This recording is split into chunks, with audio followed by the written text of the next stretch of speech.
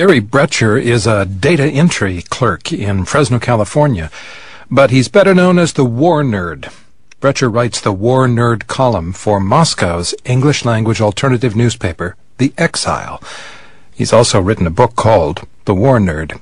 Brecher told Steve Paulson what it means to be a war nerd.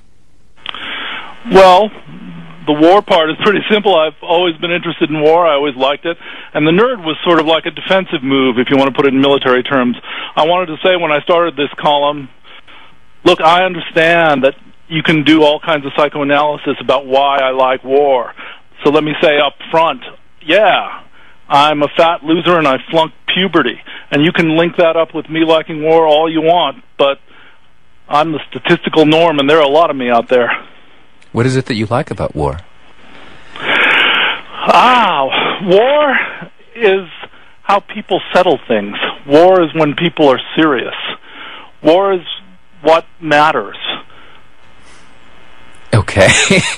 War is also something that kills a lot of people, and well, that's a funny thing. I mean, everybody talks about death.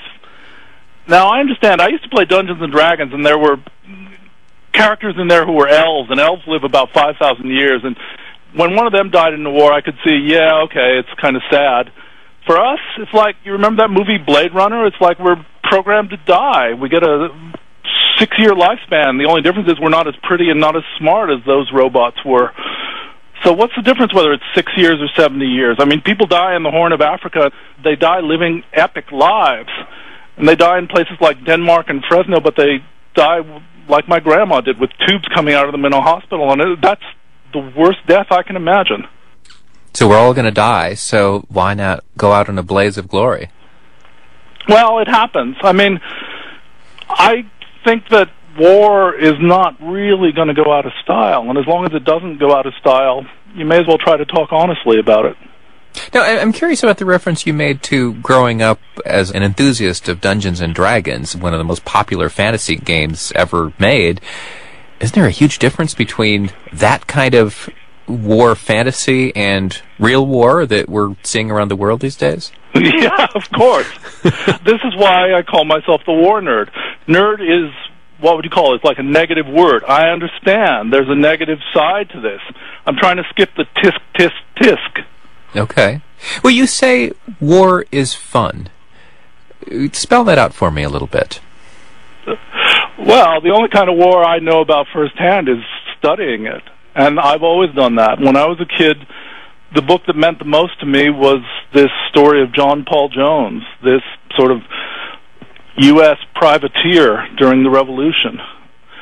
And I just remember making a decision when I was about 14 that I liked that story better than what passed for real life, which was, I don't know, a hot sort of suburb in the middle of nowhere. So you read a lot about war. You immerse yourself in the literature of war. Yeah, I should refer you to my first column where I said, I'm going to talk about war, but the one thing I'm going to say right now is don't do the psychoanalysis, because I know what I am. I'm a backseat sergeant. I know there's a difference between me and a soldier. And in another column called Tom Clancy is Not One of Us, I said, yeah, okay, I know I'd be a terrible soldier. I mean, I was saying, this was by way of saying Clancy ducked service in Nam, and I said I wouldn't have done that, at least. I'm not saying I would have been a good soldier. I'd have been a lousy soldier, and I have this bit in that column where I talk about imagining myself stepping on a mine and bleeding out with my entrails lying in a rice paddy and screaming while all the cool guys in the squad laugh at me and play their Hendrix tapes. I know that's how I'd die. I get the impression that you're not a big fan of Tom Clancy. I hate Tom Clancy. Why is that? Because he's a fat loser coward who made it, and I'm a fat loser coward who didn't make it. So you're just jealous of him. Duh. I mean, nobody in America likes the truth very much. Left, right, I don't even understand those distinctions. What I see you all have in common is a real allergy to truth. The allergy to truth here being that many of us secretly love war and we're not willing to admit it? No, the shock in your voice when you say I'm jealous. Of course I'm jealous. Jealous is most of the world. Do you feel at all guilty about liking war so much?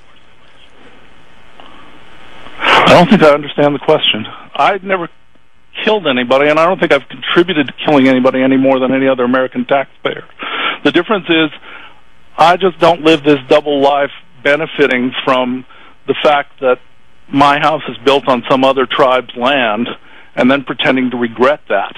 I mean, I'll always remember when I had to study Bury My Heart at Wounded Knee as a kid. It's like everybody's sobbing for the Indians, but nobody's going to give them the land back. I mean, one way or the other. Either you give them the land back or you admit that you're a predator and you eat meat. So we might as well admit we're predators. Yeah. So what do you think about the current war in Iraq? I said it was stupid before it started. I said it was going to be the biggest disaster we'd ever had. I'm kind of sort of grimly proud of the fact that I've called it shot for shot, and it's happened exactly the way I thought it would. So this is, I mean, even though you say that you love war is often fun, this is not one of those wars. No, this one's not much fun unless you're like a 15-year-old Iraqi who hasn't had his leg blown off by a Marine sniper yet. War is fun for certain people, okay? Like, suppose you're a medieval peasant and there's a war on. The first thing you have to know is, do you have a chance to be a soldier and get some loot out of it? It helps to be male or to be able to pass for male. If you're a woman, war is not going to be that good for you. Goes without saying. War is good for some people. It's not good for old people. It's not good for women. It's not good for children. But if you're a 15-year-old boy on that hormone high, war is great.